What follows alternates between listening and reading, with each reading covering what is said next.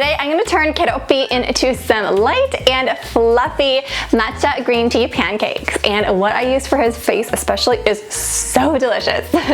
So let's get started.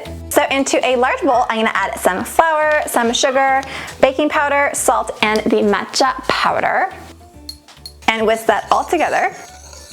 And then in a larger bowl, I'm going to get some milk and some melted butter and an egg and whisk that together. Now, the matcha that I'm using is actually really poor quality, so it's not as vibrant as like the higher quality matcha. So I'm gonna add some food coloring, but you don't have to.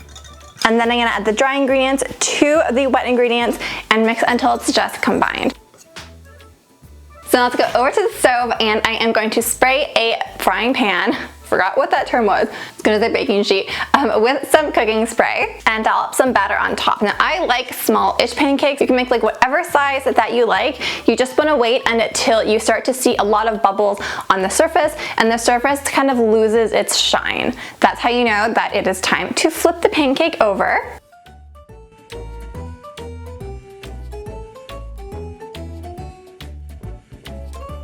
And just cook it for another 1 to 2 minutes. And then we're just gonna stack them on the plate, and it is time to make the glaze. And this is how we're going to turn these pancakes into Keroppi.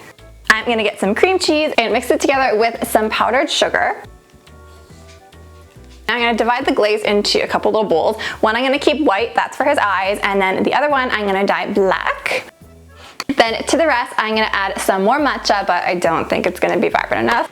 So food coloring it is, but it looks cute. So I'm just gonna spread some of that green colored frosting on top first. And then we are going to make his eyes. And for his cheeks, I'm actually using pink Starburst that I just flattened and cut with scissors to create the little round circles. It's a circle.